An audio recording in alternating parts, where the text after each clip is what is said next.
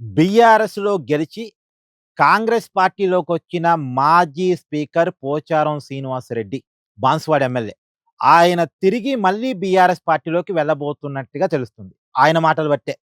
నేను తెలియకుండా కండువా కప్పుకున్నా అని ఒకసారంటాడు.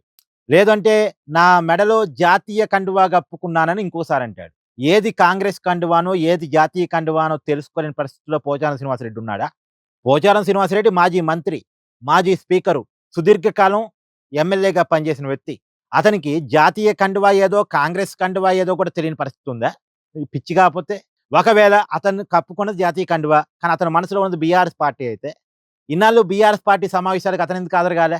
బీఆర్ఎస్ పార్టీ ఎమ్మెల్యేగా అతనెందుకు లేడు? అంటే అధికారం ఉంది కదా అని కాంగ్రెస్‌లో పోయాడు. ఇయాల అధికారం పోయేటట్టుందని మళ్ళా కాంగ్రెస్ పార్టీ నుంచి బీఆర్ఎస్ పార్టీలోకొస్తున్నాడు. అని కాంగ్రెస్ పార్టీలో ఉంటే గెలవలేను అనుకుంటున్నట్టున్నాడు. మళ్ళా బీఆర్ఎస్ పార్టీలోకి రావడానికి ట్రై చేస్తున్నాడు. మళ్ళా ఇప్పుడు వస్తానంటే జనం తిడతారు గదా! అని లేదు లేదు నేను ఆ రోజు మానలేదు. నాకేదో హామీలు ఆళ్ళిచ్చారు. ప్రభుత్వానికి సహకరిస్తే ఈ రోడ్డేస్తామన్నారు. ఆ డ్రైనేజ్ తీస్తామన్నారు. ఆ లైట్ పెడతామన్నారు. ఆ ప్రాజెక్ట్ కడతామన్నారు. అందుకే నేను ఆ రోజు రేవంత్ రెడ్డి గారికి కొద్దిగా సపోర్ట్‌గా నిలబడ్డా. కానీ ఇచ్చిన హామీని నెరవేర్చలేదు కాబట్టి తిరిగి వెనక్కి వస్తున్నా. ఇయన్నీ చెప్తున్నాడు. ఇయన్నీ కాదండి. పోచారం శ్రీనివాసరెడ్డి గారి కుమారుడిని ఎమ్మెల్యే చేద్దామన్నది ఇప్పుడు ఆయన ఉద్దేశం. ఆయనకి పొలిటికల్ రిటైర్మెంట్ తీసుకొని నా కొడుకుని ఎమ్మెల్యే చేద్దామని అనుకుంటున్నాడాయన. తన కొడుకుని ఎమ్మెల్యే ఏ పార్టీలో చేయగలడు? ఏ పార్టీలో అయితే ఎమ్మెల్యే తన కొడుకు అవుతాడు అనుకుంటే ఆ పార్టీలోకెళ్తున్నాడు. అధికార పార్టీలో ఉంటే ఎమ్మెల్యే చేయొచ్చు అనుకోని కాంగ్రెస్ పార్టీలోకి దూరాడు. కాంగ్రెస్ పార్టీ మీద యాంటీ పెరుగుతుంది. మళ్ళా బీఆర్ఎస్ పార్టీ అధికారంలోకి వచ్చే పరిస్థితి వస్తుందేమో అనుకోని తన కొడుకు లైఫ్ కోసం మళ్ళీ వెనక్కెళ్తున్నాడు. ఇది నిజం.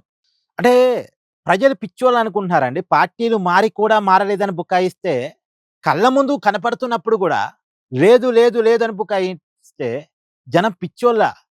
అంటే జనాలని పిచ్చోళ్ళని చేసి ఆడిస్తున్నారండి. మనం మనం మనం మోసపోతున్నాం. అది ఎవరికి వాళ్ళుగా గమనించాలి. తెలంగాణలో 10 మంది పార్టీలు మారింది ప్రజలందరికీ తెలుసు. మీకు తెలీదా? కామెంట్ చేయండి దయచేసి. పార్టీలు మారింది నిజమా కాదా? మీరు కొంతమంది అనొచ్చు. కేసీఆర్ గూడా పార్టీలు మార్చాడు గదా! అనొచ్చు. ఎవరు చేసినా తప్పే గదా! సరే పార్టీలు మారినోళ్ళు మారినాని ఒప్పుకుంటున్నారు. అది కూడా లేదు గదా! మేము మారలేదని బుకాయిస్తున్నారు.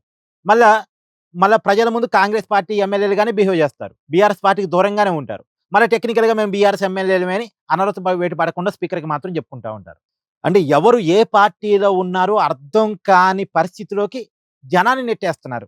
జనాలను పిచ్చోళ్ళని చేస్తున్నారు. సరే మొత్తానికి పోచారం శ్రీనివాసరెడ్డి అయితే రిటర్న్ కాబోతున్నాడు అని.